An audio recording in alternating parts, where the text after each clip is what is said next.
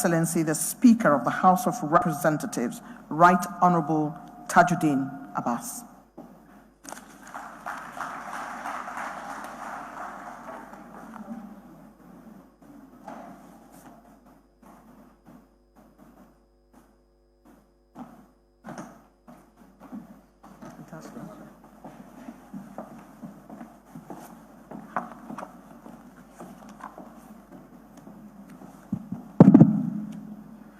The Vice President, our dear brother leader,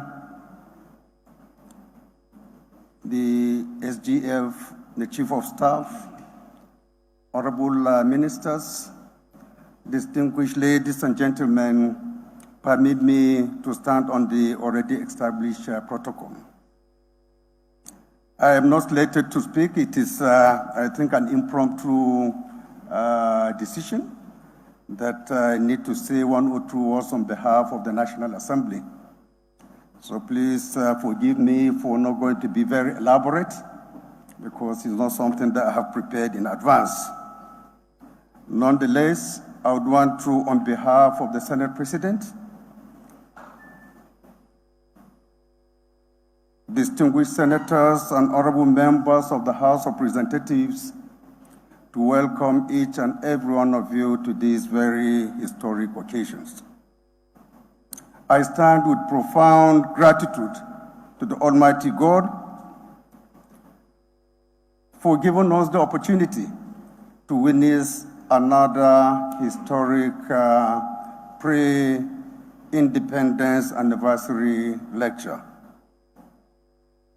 It is indeed very gratifying that this year's choice of a theme is apt. It is cogent, it is important considering the socioeconomic crisis and issues that we have been bedeviled in this country. And I'm particularly happy on the choice of the speaker, the lecturer on this particular lecture and symposium, which I believe has been very bold. He has been very bold, very frank, and very courageous. Most of the things he mentioned are things that the Nigerian project needs to really reflect on, needs to really think about, because they are those things that if only we sit down and do, this country would move to a greater height. The panel of discussants have also said so much. They have identified various areas that the Nigerian project needs to really key in so that we move forward as a country.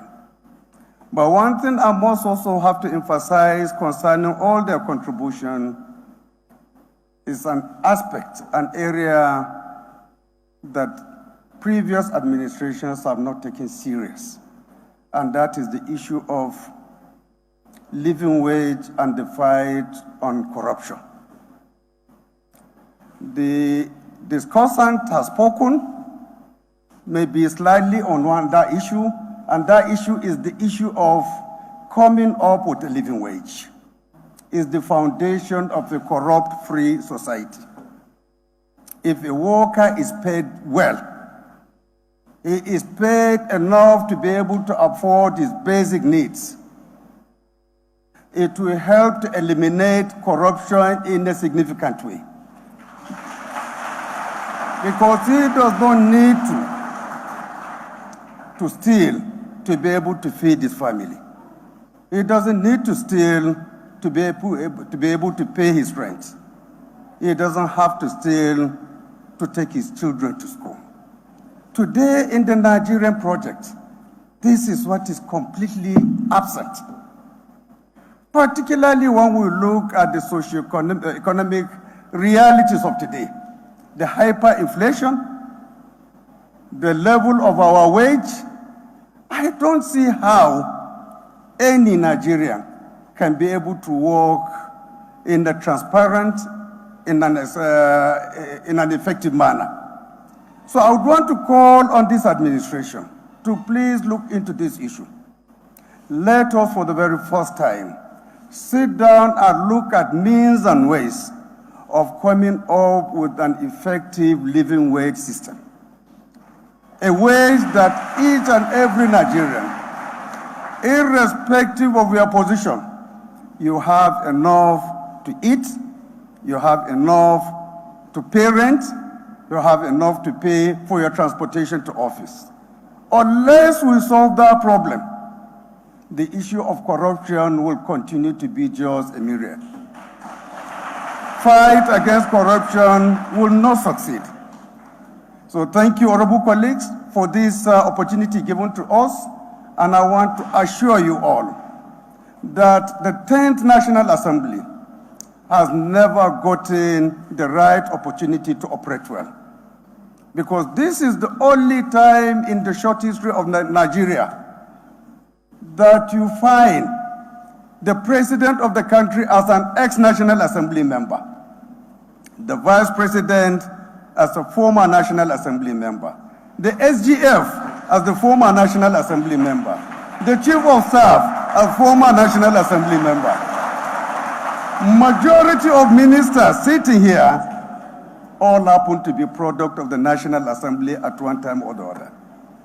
So we are lucky in the National Assembly that we have our own people whom we are thinking in the same line that are also on the other side.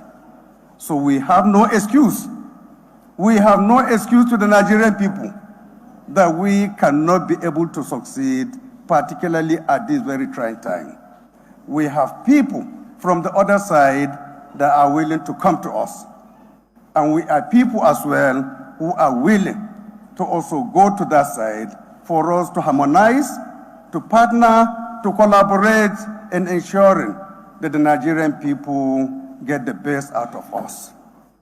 I would want to seize this opportunity on behalf of the National Assembly to congratulate the President, the Vice President, the entire executive branch, and indeed the Nigerian people for this golden opportunity we have to celebrate the 63rd anniversary.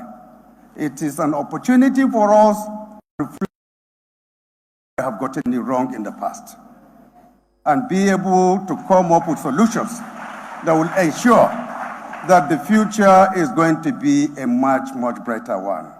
I thank you all for listening, and I wish you all the best. May God bless the Federal Republic of Nigeria. Thank you very much.